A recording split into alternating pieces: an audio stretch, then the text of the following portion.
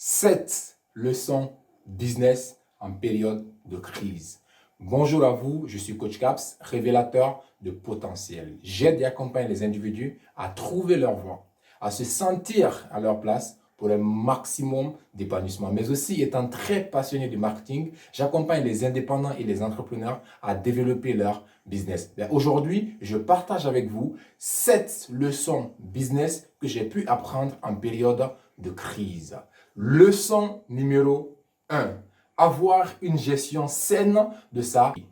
En tant qu'entrepreneur, indépendant, start-upper ou même chef d'entreprise, votre priorité numéro 1 en période de crise doit d'abord être le fait d'apprendre à mieux gérer votre trésorerie. Pour la simple raison que quand nous ne connaissons pas combien de temps prendra la crise et que nous ne maîtrisons pas ce qui viendra demain, notre priorité ne serait pas de miser sur ce que nous n'avions pas encore, mais de plutôt apprendre à gérer ce que nous avions déjà. Et cela revient à minimiser au maximum que possible les sorties d'argent afin de focaliser uniquement que sur les dépenses qui vont apporter une réelle valeur ajoutée à l'entreprise. Les dépenses qui permettront à l'entreprise de pouvoir tenir et les dépenses qui permettent justement à l'entreprise de pouvoir passer au niveau supérieur. Leçon numéro 2.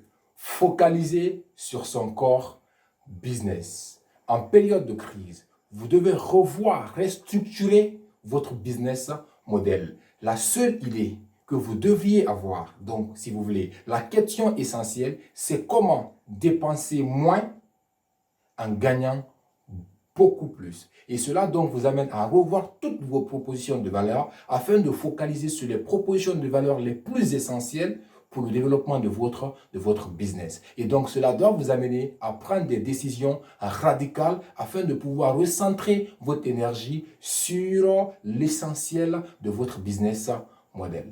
Leçon numéro 3. Se diversifier et savoir pivoter. L'une des leçons qu'on a pu tirer réellement de cette crise-là, c'est que nous avions compris que ces entreprises qui étaient à 100% dans le présentiel ont pris un gros coup. Et donc cela doit nous interpeller afin tout simplement de ne pas pouvoir mettre tous nos œufs dans le même panier. Ce qui voudrait donc dire qu'il y a une partie de notre activité, sinon la totalité, que nous puissions digitaliser. Et donc vous devez retenir une partie de l'activité en présentiel et l'autre partie carrément numérisée. Et donc cela vous amène à processer votre activité afin de la rendre scalable. Mais au-delà de ça, vous devez savoir pivoter. Et quand on parle de pivoter, voilà ce que vous devez comprendre. Est-ce que pendant cette crise, vous aviez la possibilité carrément de pouvoir saisir et profiter des opportunités du moment? Ou au-delà de ça, est-ce que votre entreprise est capable de survivre à la crise ou non? Est-ce qu'il faut arrêter carrément votre entreprise pour pouvoir réfléchir pendant cette crise afin de pouvoir se relancer et créer une nouvelle activité ou restructurer carrément son business model pour pouvoir se relancer sur une nouvelle piste? Pour la simple raison que l'entrepreneuriat, c'est le seul monde dans lequel mourir n'est pas un problème, pour la simple raison qu'on peut tout simplement se ressusciter. Leçon numéro 4. Prendre soin de ses clients. Vous devez rassurer votre clientèle. Vous devez être beaucoup plus proche de votre clientèle, voire même les offrir des services gratuits. Mais au-delà de ça, comprendre leur situation afin de pouvoir les proposer des produits ou des services adaptés au contexte. En réalité, vous deviez tout simplement être beaucoup plus présent, beaucoup plus proche de votre clientèle afin, encore une fois, de pouvoir tout simplement la rassurer. Leçon numéro 5. Contextualiser votre marketing. Vous devez adapter vos communications, votre façon de vendre, votre pricing, la façon de faire votre promotion, que ce soit la promotion de vos produits ou de vos services. En réalité, vous devez tenir compte des besoins, des préoccupations et des réalités de votre clientèle, mais au-delà de ça, vos préoccupations afin de pouvoir trouver une stratégie marketing qui s'adapte au contexte. Leçon numéro 6.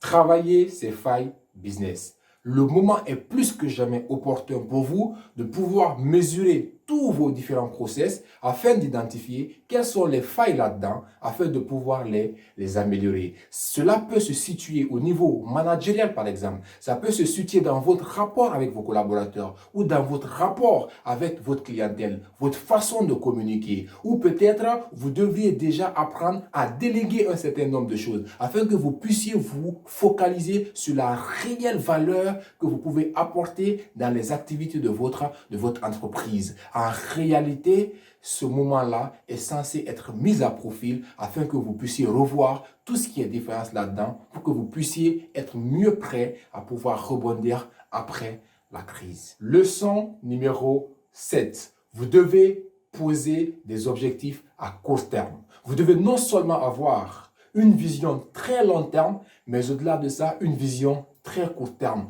Pour la simple raison que vu que nous ne savions pas ce qui vient et que les choses peuvent changer du jour au lendemain, il est important de ne pas avoir une vision sur 1 an, 6 mois, etc.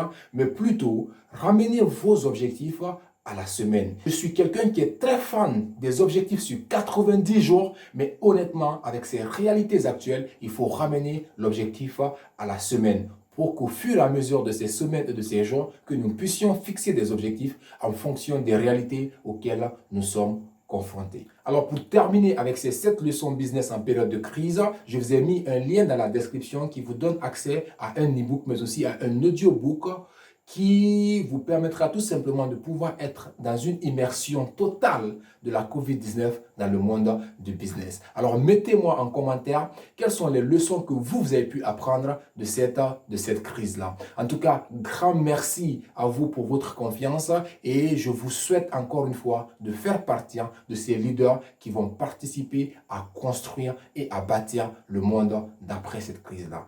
Merci à vous.